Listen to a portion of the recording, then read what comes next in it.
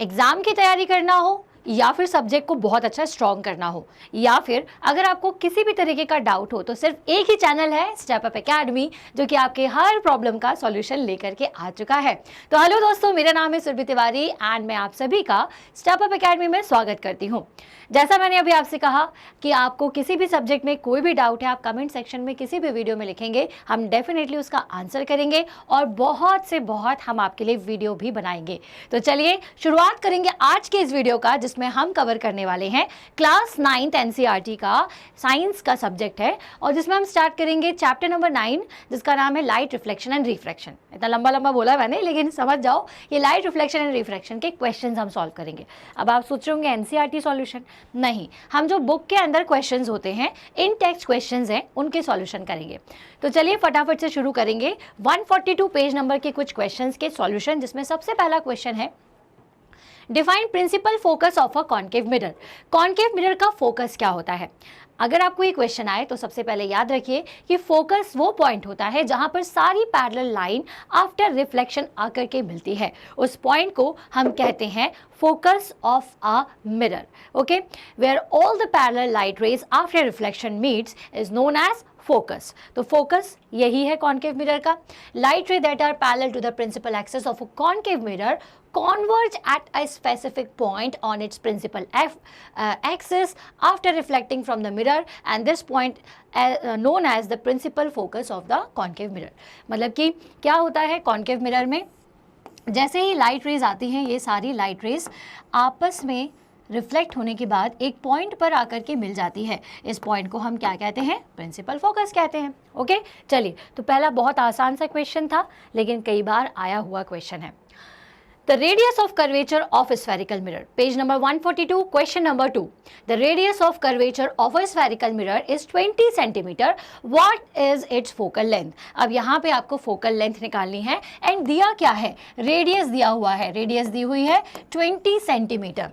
अब there is one relationship between focus and radius. Okay, focal length और radius के बीच में एक रिलेशन है, और वो क्या है कि फोकल लेंथ जो होती है वो रेडियस ऑफ कर्वेचर के हाफ के बराबर होती है। तो अगर रेडियस ऑफ कर्वेचर 20 है तो 20 divided by 2, that is 10 centimetre, will be your focal length. Okay, so what is the relation between focal and the radius of curvature? So the focal length is half the radius of curvature, but sorry, okay, या फिर हम इसे इस तरह से भी लिख सकते हैं, r equals to 2f, right. चलिए, तो ये हो गया आपका सॉल्यूशन। 10 सेंटीमीटर आपकी फोकल लेंथ आएगी। तो जी हाँ, r/2 रिलेशन होता है। इस रिलेशन के अकॉर्डिंग हमारा जो आंसर है वो 10 सेंटीमीटर होना चाहिए था। अब देखिए, मैंने तो आपको फटाफट से कैलकुलेशन करके बता दिया, लेकिन अगर आपको एग्जाम में इसका आंसर करना है तो किस तरह से करना है बच्चों? यहाँ पे एक तरीका बताया हुआ है, बिल्कुल अगर उस तरीके को फॉलो कर लिया तो आप बिल्कुल टॉपर की राइटिंग को मीट कर जाएंगे। तो ये ज़रूर चीज़ें ध्यान रखिए, अपनी राइटिंग को बहुत अच्छा बनाइए, थोड़ा सा छोटा ना लिख करके बड़ा लिखिए। ओके, आंसर किस तरह से राइटिंग करनी है ये भी मैंने अपने एक वीडियो में बताया हुआ है। देखिए, क्या है कि बच्चों को बार बार लगता है कि हम प्रमोशंस कर रहे हैं, ये बता रहे, लेकिन हर उस तरीके से हम आपकी हेल्प करना चाहते हैं जिससे कि हर एक बच्चा अच्छे मार्क्स ला पाए और इवन टॉपर बन पाए। ठीक है, तो वो सारी टेक्निक्स कहीं ना कहीं हमें नहीं पता होती हैं, तो उन टेक्निक्स को बताने के लिए हमने बहुत सारे स्पेशल वीडियो बनाए हुए हैं, एक बार उनको ज़रूर गो थ्रू करें। चलिए आ जाते हैं क्वेश्चन नंबर 3 पर, जो कि पेज नंबर 142 का ही एक क्वेश्चन है। Name a mirror that can give an erect and enlarge image of an object. अब मिरर जो कि इरेक्ट और एनलार्ज इमेज दे रहा है, वो मिरर कौन सा होता है? तो अब देखिए, यहाँ पर बच्चे सोचेंगे कि इरेक्ट इमेज तो दोनों ही मिरर देते हैं, चाहे कॉनकेव हो चाहे कॉन्वेक्स हो, लेकिन एनलार्ज्ड इमेज कौन देता है? देखिए, प्लेन मिरर की अगर बात करें तो वो आपको हमेशा सेम साइज की इमेज देगा। कॉन्केव मिरर की बात करोगे तो वो आपको इरेक्ट के साथ में एनलार्ज इमेज दे सकता है, और अगर कॉन्वेक्स की बात करोगे तो कॉन्वेक्स हमेशा आपको पॉइंट साइज देता है। तो कॉन्वेक्स और प्लेन मिरर तो यहाँ पर आंसर नहीं है, क्योंकि प्लेन में सेम साइज मिलती है और कॉन्वेक्स में पॉइंट साइज इमेज मिलती है। लेकिन जब हम बात करते हैं कॉन्केव की, तो कॉन्केव के केस में एक केस ये होता है कि जब आप ऑब्जेक्ट को फोकस और पोल के बीच में आप इसे प्लेस करते हो, तो इस कंडीशन में आकर के आपको जो इमेज मिलेगी वो इरेक्ट मिलती है और एनलार्ज मिलती है। देखिए इस तरह से, ये लाइन प्रिंसिपल एक्सिस के साथ पैरेलल है, ठीक है, और ये पोल से जा रही है। तो जो पोल से जा रही है उसको आप पोल से ही वापस कर देंगे, जिस एंगल से आई है उसी एंगल के साथ चली जाएगी, ठीक है। एंड जो पैरेलल है वो फोकस से जाएगी। ये दोनों लाइट रे आगे मीट नहीं करेगी, तो इसलिए हम इसे पीछे की तरफ मिलाएंगे, और जब पीछे की तरफ मिलाएंगे तो आपको इस तरह से एक बड़ी एनलार्ज इमेज मिलती है। तो दैट मीन्स वो इरेक्ट है और एनलार्ज है, क्योंकि वर्चुअल इमेज है ये। तो सही आंसर ये है, नेम द मिरर। तो मिरर है कॉनकेव मिरर, ठीक है। इसके साथ आप ये डायग्राम बना दें तो बहुत अच्छा हो जाएगा। तो ये सब डायग्राम फटाफट कैसे बन सकते हैं, ये पूरा डिपेंड करता है प्रैक्टिस पे। जितनी ज़्यादा प्रैक्टिस करोगे उतनी फटाफट आप ये जितने भी रे डायग्राम्स हैं उसे बना सकते हो। तो ये क्वेश्चन का आंसर है। अगर आप स्क्रीनशॉट लेना चाहते हैं तो आप इसका स्क्रीनशॉट भी ले सकते हैं। Let's move on to next question, which is from 142 page number. Why do we prefer a convex mirror as a rear view mirror in our vehicles? बहुत ही आसान सा सवाल है कि why we are using convex mirror in our vehicles. तो vehicle में इसलिए use किया जाता है क्योंकि कॉन्वेक्स मिरर जो है वो हमेशा हमें virtual, erect and point size image बना के देता है। और हमें जब व्हीकल हम चलाते हैं तो पीछे के ट्रैफिक का वाइड रेंज हमें उस छोटे से मिरर में कन्वर्ट करना होता है, उस छोटे से मिरर में चाहिए होता है। तो convex mirror is best mirror for this purpose. तो देखिए बाहर का पूरा बड़ा सा इमेज उसमें पॉइंट साइज होकर के आपके मिरर के अंदर फिट हो जाएगा और आपको बहुत अच्छे से दिखाई देगा। इसीलिए कॉन्वेक्स मिरर का यूज़ किया जाता है, बिकॉज कॉन्वेक्स मिरर हमेशा point size, virtual and erect image हमें बना करके देता है। Okay, so convex mirror always forms a virtual, erect and diminished image of the object placed in front of it. We prefer a convex mirror as rear view mirror in vehicle because it gives a wider field of view। जो मैं आपसे कह रही हूँ word जो आपको याद रखना है, wider field of view हमें देता है, which allow the driver to see most of the traffic behind him। हमारे पीछे जितना भी ट्रैफिक है वो छोटे सी ग्लास में हमें नजर आने लग जाता है। क्लियर है? चलिए, तो ये क्वेश्चन का आंसर यहाँ पर हमें पता चल गया। Now let's move on to our next question which is from page number 145 from your NCERT book. So question is find the focal length of a convex mirror whose radius of curvature is 32 centimetre. अब आपको यहाँ पर question में confuse करने के लिए convex mirror add कर दिया, बट आपको बात अच्छे से पता होना चाहिए कि कॉन्वेक्स मिरर हो या कॉन्केव मिरर हो, रेडियस और फोकल लेंथ के बीच में रिलेशन हमेशा सेम रहती है। और वो रिलेशन क्या है? R इक्वल्स टू होता है 2F, ठीक है। तो F इक्वल्स टू हो जाएगा R/2। ओके, अब यहाँ पे कॉन्वेक्स मिरर देने का मतलब क्या था? यहाँ पर ये मतलब था कि हमें पता होना चाहिए कि कॉन्वेक्स मिरर का फोकल पॉइंट कहाँ होता है। तो वी नो दैट इसका फोकस जो है वो राइट साइड में होता है। कहाँ होता है? राइट साइड में। और जितनी भी चीज़ें राइट साइड में होती हैं उन्हें हम according to Cartesian convention rule positive लेते हैं। तो यहाँ पे फोकल लेंथ जो भी आएगी हमें उसे क्या लेना है? पॉजिटिव लेना है। तो मेरा कैमरामैन अभी छींक दिया है यहाँ पर कोई बात नहीं, आपको साउंड आया होगा तो उसे इग्नोर करें। तो चलिए, तो फोकल लेंथ क्या होती है? R/2 होता है पवन, डोंट वरी। चलिए, तो 32 है ना। अब रेडियस ऑफ कर्वेचर 32 दिया हुआ था, डिवाइडेड बाय 2, और ये हो गया 16। ये तो भाई क्लास वाली बात हो गई कि बड़ा अच्छा लगा मुझे। क्लास में भी तो होता है ना, इतने सारे साउंड आते रहते हैं। चलिए, तो ये हो गया आपका फोकल लेंथ 16 सेंटीमीटर। और कॉन्वेक्स मिरर के केस में क्योंकि फोकल लेंथ पॉजिटिव होती है, क्यों पॉजिटिव होती है? क्योंकि according to Cartesian convention rule जो भी पॉइंट राइट साइड में होते हैं, ठीक है, उसे हम क्या लेते हैं? उन सारे पॉइंट्स को हम पॉजिटिव लेते हैं। तो this is 16 centimetre. Now let's फटाफट से move on to next question from page number 145। अरे इसका तो आंसर भी साथ में आ गया क्या? नहीं आया। चलिए, सो नेक्स्ट क्वेश्चन है, a concave mirror produces 3 times magnified real image of an object placed at 10 centimetre in front of it, where is the image located. Question को समझिए, कॉनकेव मिरर के सामने 10 सेंटीमीटर की, ये आपका कॉनकेव मिरर है, ठीक है। इसके सामने हमने 10 सेंटीमीटर के डिस्टेंस पर एक ऑब्जेक्ट को रखा हुआ है। अब आपको ये बता रहे हैं कि इसकी ना मैग्नीफाइड इमेज मिली हुई है। मैग्नीफाइड इमेज मिली और कैसी मिली? रियल मिली है। अगर रियल इमेज मिलती है तो मैग्नीफिकेशन की जो वैल्यू है वो नेगेटिव होती है। यहाँ पे 3 टाइम्स मैग्नीफाई का मतलब क्या है कि मैग्निफिकेशन की वैल्यू दी हुई है आपको, जो कि कितनी है 3। और माइनस साइन क्यों लिया मैंने? माइनस साइन इसलिए लिया हुआ है क्योंकि रियल इमेज है, और रियल इमेज के लिए मैग्निफिकेशन हम नेगेटिव लेते हैं, ठीक है। तो अब यहाँ पे 10 सेंटीमीटर आपको ऑब्जेक्ट डिस्टेंस दिया है, दैट मीन्स यू। अब यू को भी हमें क्या लेना पड़ेगा? -10 सेंटीमीटर। माइनस क्यों? क्योंकि according to Cartesian sign convention जो भी चीज़ें लेफ्ट साइड में होती है हम उसे भी नेगेटिव लेते हैं। तो अब जब -m इक्वल्स टू, आप क्या करेंगे? फॉर्मूला होता है m इक्वल्स टू -v/u। तो अब यहाँ से माइनस और ये माइनस क्या हो जाएंगे? कैंसिल हो जाएंगे। तो m इक्वल्स टू हो जाएगा v/u। इस u की जगह पर हम 10 सेंटीमीटर लिख देते हैं और m की जगह पर 3 लिख देते हैं, क्योंकि आपको क्वेश्चन में दिया हुआ है मैग्निफिकेशन 3 टाइम्स, मतलब मैग्निफिकेशन की वैल्यू 3 है। u की वैल्यू आप कितनी रख देंगे? 10 रख देंगे। अब यहाँ -10 सॉरी, अब ये 10 यहाँ जाएगा तो आपकी वैल्यू आएगी -30 सेंटीमीटर। और बिल्कुल -30 बहुत सही आंसर है, क्योंकि माइनस वैल्यू हमें बिल्कुल इंडिकेट कर रही है कि जो इमेज बनी है वो रियल है। और रियल इमेज का मतलब क्या होता है? जिसे आप स्क्रीन पर ऑब्टेन कर सकते हैं। तो ये हो गया क्वेश्चंस का सॉल्यूशन। अब इसको मैं कर रही हूँ यहाँ से रिमूव। आई होप आपने इसका स्क्रीनशॉट ले लिया होगा। अगर आप मेरी राइटिंग में लेना चाहते हैं सुंदर सी, या फिर इस खूबसूरत राइटिंग में लेना चाहते हैं, तो इसका भी स्क्रीनशॉट ले सकते हैं। देखिए मेरी राइटिंग ना हमेशा से इतनी अच्छी नहीं रही है, लेकिन यह है कि मैं क्लियर लिखती हूँ। भले मेरे ये जो वर्ड्स हैं वो बहुत सुंदर ना बने, लेटर्स बहुत सुंदर ना बने, लेकिन मैं कोशिश करती हूँ कि मेरे थोड़ी बहुत ठीक ठाक राइटिंग आ जाए। चलो ठीक है। A ray of light traveling in the air, page number 150 का क्वेश्चन है। A ray of light traveling in the air enter obliquely into water. Does the light ray bend towards the normal or away from the normal, and why? A ray of light traveling in the air. अब भैया एक ray of light थी, बढ़िया मस्त घूम रही थी हवा में, है ना। अब क्या हुआ कि ये चली गई पानी में। अब मान लीजिए कि ये पहला मीडियम था, ये मीडियम क्या है आपका? ये मीडियम था एयर, है ना। और ये दूसरा मीडियम है, दूसरा मीडियम जैसे मैंने सुंदर सा डायग्राम बनाया हुआ है वाटर है। तो जब पानी में जाएगी तो क्या होगा? तो देखिए भाई, एयर जो है ये है आपका रेयर मीडियम, और वाटर जो है ये है आपका डेंसर मीडियम। कौन सा मीडियम बच्चों? डेंसर, मतलब कि यहाँ पे मॉलिक्यूल ज़्यादा पास है।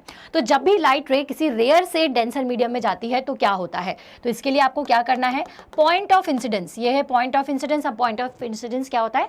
जिस पॉइंट पर आकर के लाइट रे किसी दूसरे मीडियम में जाती है, तो इस पॉइंट से दूसरे मीडियम में एंटर कर रही थी, उस पॉइंट ऑफ इंसिडेंस में हमने एक नॉर्मल ड्रॉ किया। तो जब आप नॉर्मल ड्रॉ करोगे तो ये जो लाइट रे है, जब ये रेयर से डेंसर मीडियम में आएगी तो टुवर्ड्स नॉर्मल बेंड हो जाएगी।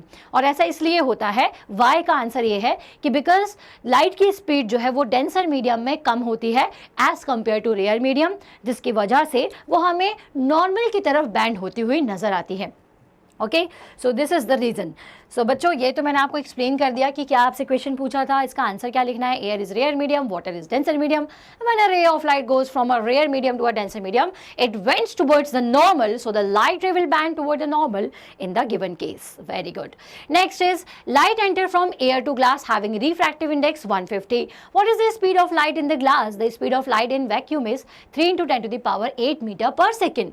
हियर मतलब हमें यहाँ पर क्या दिया हुआ है? हमें दिया हुआ है रिफ्रैक्टिव इंडेक्स। रिफ्रैक्टिव इंडेक्स किसका दिया है? जब लाइट जो है वो एयर से ग्लास में जा रही है तो उसका रिफ्रैक्टिव इंडेक्स है 1.50। अब स्पीड ऑफ लाइट क्या होगी ग्लास में, ये आपको बतानी है। अब देखिए, रिफ्रैक्टिव इंडेक्स का फॉर्मूला क्या होता है? अगर कोई मुझे बोले कि रिफ्रैक्टिव इंडेक्स की वैल्यू बताइए, तो मैं बोलूँगी speed of light in vacuum divided by vacuum divided by speed of light in medium. अब यहाँ पे मीडियम ग्लास है, इन दोनों का जो रेशियो आया है वो आया है मेरे पास 1.50, तो मैंने यहाँ 1.50 लिख दिया। अब स्पीड ऑफ लाइट हमें निकालनी है ग्लास में, ये आपका ग्लास ही है ना, राइट, ग्लास में। अब यहाँ पे आपको speed of light in vacuum है, वैक्यूम कितनी दी हुई है? 3 × 10⁸ दी हुई है, और ग्लास का निकालना है तो हम इसे लिख लेते हैं NG लिख लेते हैं स्पीड को, ठीक है। अब इसे निकाल लेंगे, काफ़ी आसान हो जाएगा। तो NG इक्वल्स टू क्या हो जाएगा? 3 × 10⁸ डिवाइडेड बाय 1.50। तो रिफ्रैक्टिव इंडेक्स का फॉर्मूला है ये। जब आप इसे सॉल्व करेंगे तो आपको लाइट की स्पीड ग्लास में भी पता चल जाएगी। तो बहुत आसान सा सवाल था, सिर्फ फॉर्मूला बेस्ड है। अगर आप इसे करेंगे तो इजीली आप इसे सॉल्व कर सकते हैं। तो देखिए, यहाँ से V की वैल्यू जो है वो आएगी 2 × 10⁸ मीटर पर second. Now next question from page number 150 is, find out from this table the medium having the highest optical density, also find the medium with the lowest optical density. Optical density means कि optically कौन ज़्यादा dense है। That means कि जब light इनके अंदर जाएगी तो किस में सबसे ज़्यादा स्पीड होगी और किस में सबसे कम। जिसमें कम होगी वो होगा ज़्यादा डेंस, ऑप्टिकली डेंसर, और जिसमें ज़्यादा होगी वो होगा लेस ऑप्टिकली डेंस। तो देखिए यहाँ पे सबसे ज़्यादा रिफ्रैक्टिव इंडेक्स है डायमंड का, इसलिए सबसे ज़्यादा हाईएस्ट ऑप्टिकल डेंसिटी किसकी होगी? डायमंड की। ओके और सबसे कम किसका है according to this table? Air. तो लोएस्ट ऑप्टिकल डेंसिटी जो है वो होगी आपके एयर की। ठीक है ना। तो बहुत आसान क्वेश्चन है रिफ्रैक्टिव इंडेक्स से, क्योंकि हमें रेशियो पता चलता है स्पीड की लाइट का, स्पीड ऑफ लाइट का, तो इससे हम बहुत इजीली निकाल सकते हैं कि कहाँ पर लाइट की स्पीड ज़्यादा होने वाली है और कहाँ पर लाइट की स्पीड कम होने वाली है। तो देखिए diamond has the highest refractive index, hence it has the highest optical density. Air has the lowest refractive index and hence it has the lowest optical density. You are given kerosene, turpentine and water. In which of these does the light travel fastest? अब देखिए आपको इसमें क्या करना है। अब आपको अगर याद है रिफ्रैक्टिव इंडेक्स तो बहुत अच्छी बात है, और अगर नहीं याद है तो यहाँ से देख लीजिए। देखिए केरोसिन, ठीक है, टर्पटाइन एंड क्या दिया हुआ है? वाटर। इन तीनों में सबसे ज़्यादा ऑप्टिकल डेंसिटी किसकी होगी? टर्पटाइन ऑयल की, फिर केरोसिन की, फिर वाटर की। ठीक है, तो केरोसिन, टर्पटाइन और वाटर में सबसे ज़्यादा किसकी थी? तो भाई सबसे ज़्यादा ऑप्टिकल डेंसिटी भैया turpentine number 1, number 2 kerosene and third number पर आएगा वाटर। ठीक है, और in which of these does the light travel fastest? सबसे ज़्यादा फास्ट किस में लाइट ट्रेवल करेगी? तो भाई ऑब्वियस सी बात है पानी में, वाटर में ज़्यादा फास्ट ट्रेवल करेगी, क्योंकि वाटर का जो रिफ्रैक्टिव इंडेक्स है वो है 1.33 और इन लोगों का जो रिफ्रैक्टिव इंडेक्स है वो है 1.44 एंड 1.47। 1.44, 1.47 और 1.33 वाटर का भाई रिफ्रैक्टिव इंडेक्स है। इसका मतलब सबसे कम डेंस इन तीनों में वाटर है, इसलिए यहाँ पर लाइट की स्पीड जो है वो लाइट जो है वो ज़्यादा फास्ट ट्रेवल करेगी। तो देखिए इसको आप इस तरह से एक्सप्लेन कर सकते हैं कि स्पीड ऑफ लाइट को कैसे चेक किया जाता है, इस फॉर्मूले से चेक किया जाता है। और किसी भी मीडियम की अगर आपको निकालनी है तो speed of light in air divided by speed of light in medium कर देंगे। तो इसीलिए रिफ्रैक्टिव इंडेक्स केरोसिन, टर्पटाइन और वाटर का ये है। तो सबसे ज़्यादा स्पीड ऑफ लाइट किसमें कम ज़्यादा होगी वो मैं आपको बता ही चुकी हूँ। The refractive index of diamond is 2.42। What is the meaning of this statement? इसका मतलब ये है कि जो लाइट की स्पीड है, ठीक है, वो 1.2.4 टाइम्स है speed of light in free space. देखो अगर मुझे 2.42 दिया हुआ है दैट मीन्स कि वो मुझे रेशियो दिया हुआ है। ठीक है, किस चीज़ का? रिफ्रैक्टिव इंडेक्स की वैल्यू दी हुई है, जो कि रेशियो होता है दो स्पीड का, speed of light in vacuum divided by speed of light in diamond. ये मुझे दिया हुआ है ना, ये बात मुझे बोली गई है। तो अगर मैं डायमंड को इधर कर दूं, ठीक है, और स्पीड ऑफ लाइट तो इससे क्या हो जाएगा? मान लीजिए कि स्पीड ऑफ लाइट को एन से रिप्रेजेंट कर रही हूँ, एन डी से, डी फॉर डायमंड, तो एन डी, तो एन डी इक्वल्स टू क्या हो जाएगा? Speed of light in vacuum that is N V divided by 2.42। इसका मतलब मैं ये कह सकती हूँ कि जो स्पीड ऑफ लाइट वैक्यूम में होती है लाइट की, वो उसके 1/2.42 टाइम्स होती है। ठीक है, तो यही रिलेशन है speed of light in diamond का, रिफ्रैक्टिव इंडेक्स 2.42 का। ओके, इस तरह से हम इसे समझ सकते हैं।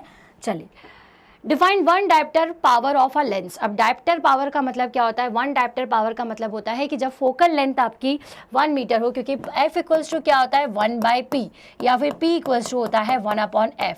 ठीक है, तो power of lens is reciprocal of focal length, and if the focal length is 1 metre then one dioptre is 1 metre, indicates the 1 metre focal length of a lens. Convex lens forms a real inverted image of a needle. Page number 158 का question है कि convex lens forms a real inverted image of a needle at a distance 50 centimetre from it. अब भाई हमारे पास एक convex lens है, ठीक है, इसके सामने एक निडल रखी हुई है जो कि उससे कितनी दूरी पर है? 50 सेंटीमीटर के दूरी पर है ना। उसके ऑप्टिकल सेंटर से इसकी दूरी 50 सेंटीमीटर दी हुई है। Where is the needle placed in front of the convex lens? If the image is equal to the size of the object, also find the power of the lens. अब देखिए यहाँ पर आपको ये बताना है कि हम ऑब्जेक्ट को कहाँ प्लेस करें। तो देखिए अगर जब भी आप ऑब्जेक्ट को हमारे पास कौन कौन से पॉइंट्स होते हैं यहाँ पे, इसे फटाफट से देख लीजिए। ये है F2, ये है 2F2, this is F1 and this is 2F1। अगर ऑब्जेक्ट जो है, ठीक है, where is the needle placed in front of a convex lens if the image is equal to the size of the object.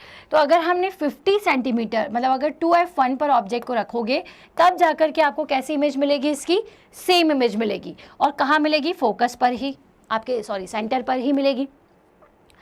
तो अब इस case में आपको ये बताना है कि पावर ऑफ लेंस क्या है। अब देखिए, अगर मुझे पावर ऑफ लेंस निकालना है और ऑब्जेक्ट को मैंने कहाँ पे प्लेस किया हुआ है, 50 सेंटीमीटर पर, तो इससे साफ साफ समझ में आ रहा है कि यहाँ पे हमें एक चीज़ दी हुई है, और वो चीज़ क्या है, मैं इसको फिर से दोबारा से ड्रॉ कर देती हूँ।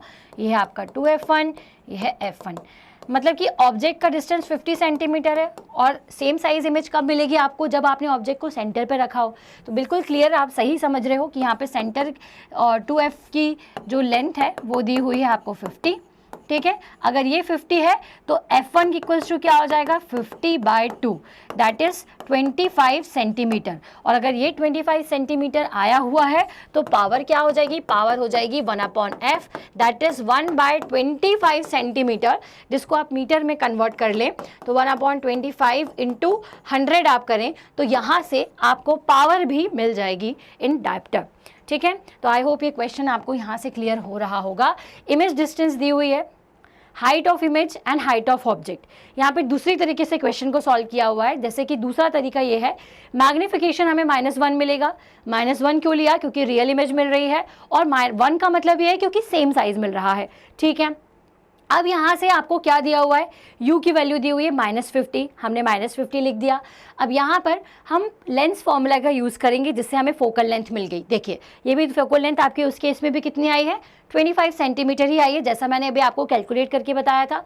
अब जब 1 मीटर इंटू 10⁻⁻2 किया, बिल्कुल आप वो भी कर सकते हैं। तो 4 मीटर इक्वल्स टू 4 डायप्टर, यहाँ से वैल्यू जो है आपकी आ जाएगी, जैसा हमने किया था। तो दो तरीके हैं, इधर आप मैग्निफिकेशन का फॉर्मूला लगा लें, इधर जो कॉन्सेप्ट है अगर आपका वो क्लियर है तो आप डायरेक्टली भी इस क्वेश्चन को सॉल्व कर सकते हैं। तो आई होप ये क्वेश्चन समझ में आया है। अब फटाफट से आ जाते हैं 158 पेज नंबर के नेक्स्ट क्वेश्चन पर, जो कि है find the power of a concave lens of focal length 2 metre. बहुत आसान है, अगर मुझे पावर निकालनी है तो 1/f करना है, तो 1/f दैट मीन्स 1.2, तो 0.5 dioptre will be the power of lens. बहुत आसान सवाल, अगेन बहुत अच्छे से मिलेगा। अब देखिए, यहाँ पे कॉन्केव लेंस है, तो बस एक चीज़ आपको ध्यान रखनी है कि फोकल जो लेंथ होगी उसकी -2 मीटर होगी, तो पावर भी आपकी -0.5d आएगी, क्योंकि फोकल लेंथ कैसी होती है कॉन्केव लेंस की, नेगेटिव होती है। नेगेटिव क्यों होती है, क्योंकि जितनी भी इमेज का फॉर्मेशन होता है या फिर लाइट रे यहाँ से तो इस तरह से डाइवर्ज हो जाती है, तो हम इसे किस तरह से मिलाते हैं, वर्चुअली मिलाते हैं। और जब वर्चुअली मिलाओगे तो फोकल लेंथ कहाँ आएगी, आपके लेफ्ट साइड पर, और लेफ्ट साइड पे आने वाली वैल्यूज़ को हम क्या लेते हैं, नेगेटिव लेते हैं। तो इसीलिए यहाँ पर focal length negative, that means power भी नेगेटिव। और इस तरह से सारे इन टेक्स्ट क्वेश्चंस को हमने कर लिया है सॉल्व। आई होप ये वीडियो बहुत आपके लिए हेल्पफुल रहा होगा। एनसीईआरटी सॉल्यूशन और एग्जाम्पलर सॉल्यूशन भी जल्दी ही लेकर के आ रही हूँ, उसे देखने के लिए सब्सक्राइब जरूर करें स्टेप अप एकेडमी को। और साथ ही साथ अगर आपको कोई भी क्वेश्चन में किसी भी तरीके का डाउट है तो आप कमेंट सेक्शन में लिख सकते हैं। और इतनी देर मेरे वीडियो को देखने के लिए थैंक्स फॉर वॉचिंग। ज़्यादा से ज़्यादा इसे शेयर करें।